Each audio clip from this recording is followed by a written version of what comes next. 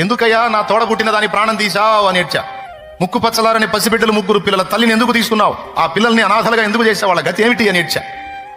తోడబుట్టిన దాని మీద మమకారం, ఆమె పిల్లల్ని చూసి వేదన. అప్పుడు అనిపించి గుండెలు బాదుకొని ఏడ్చాం. దేవుడు అన్యాయం చేశాడు. మాంత్రిక పుస్తకాలు చదివా, ఎవ్వరూ లేని నిర్మానుష్య ప్రదేశాల్లోకి వెళ్ళి ఆమెను పిలిచా.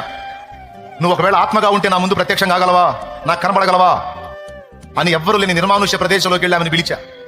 ఏడుస్తా, నా కన్నీళ్లు చూసేనా మా అక్క ఆత్మగా వచ్చి నా ముందు నిలబడిద్దేమో అని. కానీ అన్యాయం జరిగింది. ఎన్ని తిప్పలు పడినా ఆమె కనబడలేదు. చివరికి ఒక 3 నెలల కాలం గడిచింది. ఈ 3 నెలల్లో ఇక వెతికి వెతికి వెతికి వెతికి విసిగి వేసారి చివరికి ఒక రాత్రి నేను కూడా సద్దాం, ఈజీగా ప్రాణం పోయేది ఎట్లా, అట్లాంటి ఆలోచనలు చేసుకుంటున్న వేళ నిజదేవుడు నన్ను దర్శించటం, నేను ఆయన వైపు తిరగటం. దేవుని మందిరానికి వెళ్ళిన తర్వాత ఆత్మ అనే దాని గురించి బైబిల్లో ఆదికాండం నుంచి ప్రకటన గ్రంథం వరకు ఆత్మ ఆత్మ ఆత్మ అని ఏ ఆత్మ కోసం నేను అన్వేషించానో ఆ ఆత్మకు సంబంధించిన సబ్జెక్ట్ అంతా బైబిల్లో చూశా. అయినా సరే నాకైతే అన్యాయం జరిగింది, మా అక్క చచ్చిపోయింది, దేవుడైతే అన్యాయం చేశాడు, ఒకటే ఫీలింగ్. కానీ యేసయ్య దగ్గరికి వెళ్ళిన తర్వాత, ఆయన గురించి తెలుసుకున్న తర్వాత నాకు అర్థమైంది, దేవుడు అన్యాయస్తుడు కాదు, దేవుడు అన్యాయము చెయ్యడు. ఆయన చర్యలన్నిట సంపూర్ణ న్యాయం ఉంటది. అంతకు మించి ఆమె భూమి మీద ఉండటం ఆమెకు క్షేమం కాదేమో, లేకపోతే నా విషయంలోనూ ఆమె పిల్లల విషయంలోనూ దేవునికి ఉన్న సంకల్పం యొక్క నెరవేర్పు కొరకు ఈ ఘట్టం అవసరమైందేమో. మరణం అనేది నీకు నాకు గొప్ప సంగతి కానీ దేవునికి గొప్ప సంగతి కాదు. దేవునికి నేను కనపడుతున్నాను. 2002లో కన్ను మూసిన మా అక్కయ్య కూడా కనపడతానే ఉంది.